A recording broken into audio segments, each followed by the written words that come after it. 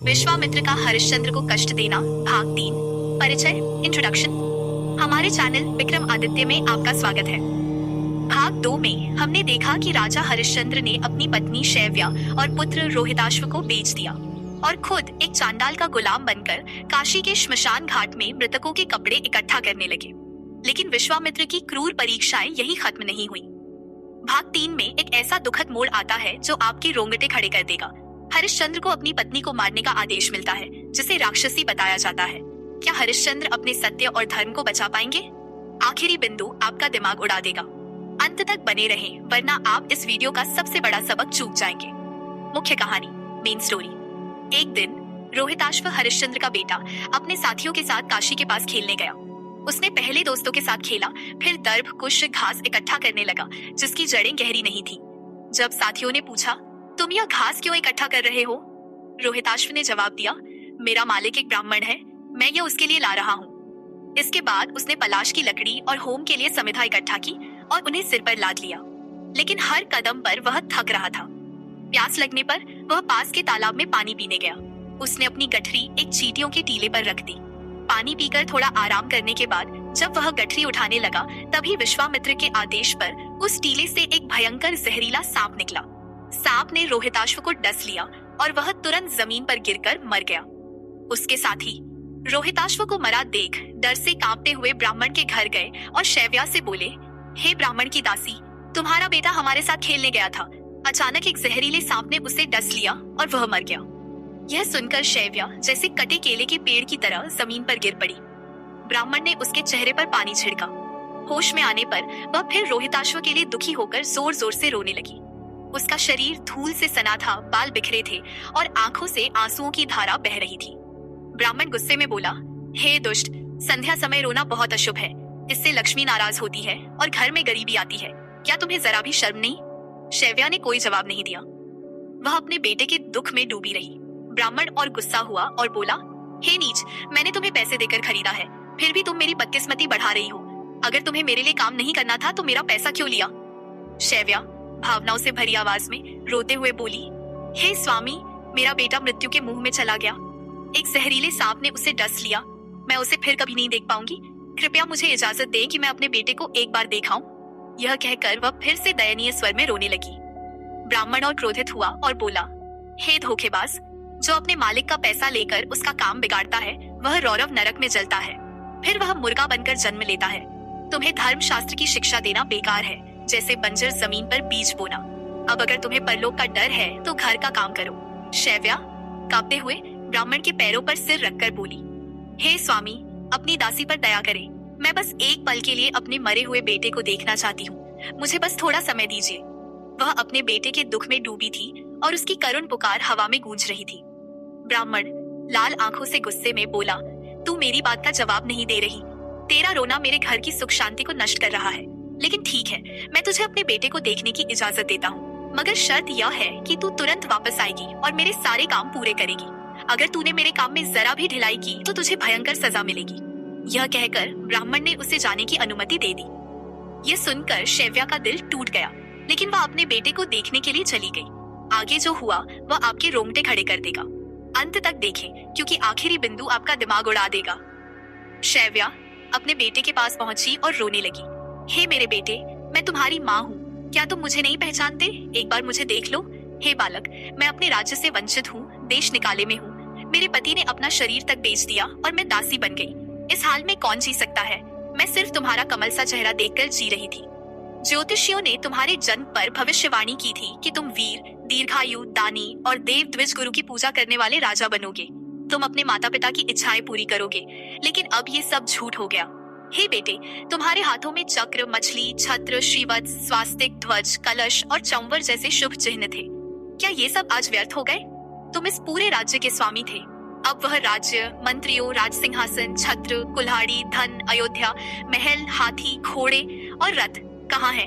तुम्हारी प्रजा कहाँ है? हे बेटे, तुम मुझे छोड़कर कहाँ चले गए?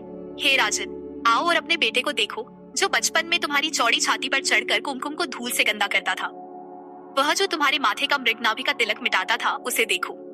आज मक्खियां उसके कमल से चेहरे पर बैठ रही हैं, कीड़े उसे काट रहे हैं। हे राजन, आओ और अपने बेटे को देखो, जो अब गरीब के मरे बच्चे की तरह जमीन पर सो रहा है। हे देव, मैंने पिछले जन्म में ऐसा कौन सा पाप किया कि मुझे इस जन्म में इतना दुख सहना पड़ रहा है? हे बेटे, हे कुमारा, क्या मैं तुम्हें फिर कभी कहीं नहीं देख पाऊंगी? शैव्या की करुण पुकार सुनकर शहर के पहरेदार जाग गए और तुरंत वहां आए। वे हैरान होकर बोले, तुम कौन हो? ये किसका बेटा है? तुम्हारा पति कहाँ है? तुम रात के इस समय बिना डर के क्यों रो रही हो? शैव्या ने कोई जवाब नहीं दिया। फिर पूछने पर भी वह चुप रही। अगले ही पल वह अत्यंत दुख में डूबकर फिर रोने लगी। उसकी आंखों से आंसुओं की धारा बह रही थी। पहरेदारों को शक हुआ। वे डर गए और उनके रोंगटे खड़े हो गए। उन्होंने आपस में कहा, यह औरत जवाब नहीं दे रही। ये निश्चित रूप से कोई औरत नहीं बल्कि जादू जानने वाली राक्षसी है जो बच्चों को मारती है। इसे सावधानी से मार देना चाहिए। अगर यह राक्षसी नहीं है तो रात में शहर के बाहर क्यों खड़ी है? निश्चित रूप से इसने किसी का बच्चा खाने के लिए लाया है। यह कहकर पहरेदारों ने बिना देर के शैव्या के बाल कसकर बांधे। कुछ ने उसका हाथ पकड़ा, कुछ ने उसकी गर्दन। वे चिल्लाए, हे राक्षसी, अब तुम कहाँ जाओगी? फिर उसे जबरदस्ती खींचकर चांडाल के घर ले गए और बोले, हे चांडालों के मुखिया, हमने शहर के बाहर इस बच्चा खाने वाली राक्षसी को पकड़ा है। इसे जल्दी वधस्थल पर ले जाकर मार डालो। चांडाल ने शैव्या को देखा और बोला, यह राक्षसी इस संसार में बहुत प्रसिद्ध है। मैं इसे पहले से जानता हूँ, लेकिन कोई इसे देख नहीं पाता। इस मायाविनी ने कई लोगों के बेटों को खा लिया है। इसे मारने से तुम्हें बहुत पुण्य मिलेगा और तुम्हारा नाम लंबे समय तक रहेगा। तुम सब अब अपने घर जाओ। चांडाल ने आगे कहा, जो औरत, बच्चा, गाय या ब्राह्मण को मारता है, दूसरों के घर जलाता है, रास्ते नष्ट करता है, गुरु की पत्नी चुराता है, संतों से झगड़ता है या शराब पीता है, उसे मारने से पुण्य मिलता है। अगर यह राक्षसी या ब्राह्मण हो तो इसे मारने में कोई पाप नहीं, इसलिए इसे मारना मेरा परम कर्तव्य है। यह कहकर चांडाल ने शैव्या को कसकर बांधा और उसके बाल खींचकर रस्सी से पीटने लगा। फिर उसने हरिश्चंद्र से कठोर शब्दों में कहा, हे गुलाम, इसे मार डाल। यह औरत स्वभाव से दुष्ट है, इसके बारे में कुछ मत सोच। यह सुनकर हरिश्चंद्र का दिल थम गया। क्या वह अपनी पत्नी को मार पाएगा? यह अगला हिस्सा आपके दिल को चीर देगा। अंत तक देखें। हरिश्चंद्र जैसे बिजली गिरी हो कांप उठे। सामान्य होने पर उन्होंने डरते हुए चांडाल से कहा, मैं यह आदेश पूरा नहीं कर सकता। कृपया यह काम किसी और गुलाम को दे। मैं आपका कोई और आदेश जरूर पूरा करूंगा। चांडाल बोला, अपना डर छोड़ो और तलवार लो। यह मायाविनी हमेशा बच्चों को मारती है। इसे मारना पुण्यकारी है, इसे किसी भी हाल में नहीं छोड़ना चाहिए। हरिश्चंद्र दुखी होकर बोले, औरतों की हमेशा रक्षा करनी चाहिए, उन्हें कभी नहीं मारना चाहिए। धर्मशास्त्रों में औरत को मारने का बड़ा पाप बताया गया है। जो औरत को जानबूझकर या अनजाने में मारता है वह महारौरव नरक में जलता है। चांडाल ने कहा, ये मत कहो। ये तेज तलवार लो जो बिजली की तरह चमकती है। जहाँ एक को मारने से कई लोगों को सुख मिलता है, वहाँ बहुत पुण्य मिलता है। इस दुष्ट ने इस जगह के कई बच्चों को खाया है। इसे जल्दी मारो और काशी के लोगों को शांति दो। हरिश्चंद्र ने जवाब दिया, हे चांडालों के मुखिया, मैंने बचपन से यह कठिन व्रत लिया है कि मैं कभी औरत को नहीं मारूंगा, इसलिए मैं आपके इस आदेश को नहीं मान सकता। चांडाल गुस्से में कांपने लगा और बोला, हे नीच, मालिक का काम सबसे ऊपर होता है। तुम मेरा पैसा लेकर मेरा काम क्यों बिगाड़ रहे हो? जो नौकर अपने मालिक का काम बिगाड़ता है वह 10,000 साल तक नरक में नहीं छूटता। हरिश्चंद्र ने कहा, हे चांडालों के स्वामी, मुझे कोई और कठिन काम दे दीजिए, मैं उसे आसानी से कर दूंगा। अगर आपका कोई शत्रु है तो बताइए, मैं उसे तुरंत मार दूंगा। मैं आपको पूरी पृथ्वी जीत कर दूंगा। चाहे इंद्र, देवता, दानव, उरग, किन्नर, सिद्ध या गंधर्व आपके खिलाफ आए, मैं अपनी तेज धनुष बाण से उन्हें मार दूंगा, लेकिन मैं औरत को नहीं मार सकता। चांडाल गुस्से से थरथराते हुए बोला, तू मेरा गुलाम है और तू देवताओं जैसे शब्द बोल रहा है। चांडाल के घर गुलामी स्वीकार करने के बाद तुझे पाप का डर क्यों? अब और बातें मत कर। हे बेशर्म, यह तलवार ले और इसका सिर काट दे। यह कहकर चांडाल ने हरिश्चंद्र को कुल्हाड़ी थमा दी। क्या हरिश्चंद्र अपनी पत्नी को मार देगा, या सत्य और धर्म की रक्षा करेगा, या आखिरी बिंदु आपके दिल को हिला देगा? अंत तक देखें, वरना आप इस कहानी का सबसे बड़ा सबक चूक जाएंगे। कल्पना कीजिए, आप हरिश्चंद्र की जगह हैं। अपने बेटे की मृत्यु का दुख और अब अपनी पत्नी को अपने हाथों मारने का आदेश।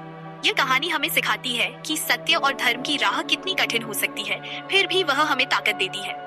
आपके जीवन में भी ऐसी चुनौतियां आती हैं, लेकिन हरिश्चंद्र की तरह आप भी अपने सिद्धांतों से जीत सकते हैं।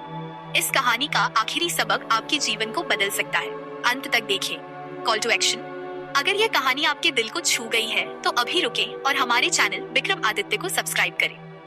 जीवन की हर समस्या का समाधान पाने के लिए हमें व्हाट्सएप पर 7980210280 पर मैसेज करें। जैसे हरिश्चंद्र ने सत्य से अपनी राह बनाई, वैसे ही हमारी ज्योतिषीय सलाह आपके जीवन की हर मुश्किल को हल कर सकती है। हमारे विशेषज्ञ मुफ्त में भविष्यवाणियां और समाधान देंगे जो आपके जीवन को बदल देंगे। यह अवसर चूक नहीं, आज ही जुड़े और अपने भाग्य को उज्जवल करें। सस्पेंस सस्पेंस, लेकिन रुकिए, यह कहानी यही खत्म नहीं होती। आखिरी बिंदु आपका दिमाग उड़ा देगा। अंत तक देखें, वरना आप इस कहानी का सबसे बड़ा सबक चूक जाएंगे। यह बिंदु आपके जीवन को बदल सकता है। अंतिम खुलासा और निष्कर्ष। अंत में हरिश्चंद्र के सामने कुल्हाड़ी थी और उनकी पत्नी शैव्या, जिसे राक्षसी कहा गया, उनके सामने बंधी थी। क्या वह अपनी पत्नी को मार देंगे या अपने सत्य और धर्म के व्रत को निभाएंगे? यह कहानी हमें सिखाती है कि सत्य की राह पर सबसे कठिन परीक्षा भी आ सकती है, लेकिन वह हमें अमर बनाती है। लेकिन क्या हरिश्चंद्र ने शैव्या को मारा या कोई चमत्कार हुआ? जानने के लिए अगले एपिसोड का इंतजार करें, जहां हम जानेंगे कि हरिश्चंद्र ने इस असंभव स्थिति से कैसे मुक्ति पाई। तब तक हमारे चैनल विक्रम आदित्य को सब्सक्राइब करें और इसे अपने दोस्तों के साथ शेयर करें, क्योंकि पवित्र शास्त्रों की कहानियां बांटने से अनंत पुण्य मिलता है। शुभ दिन।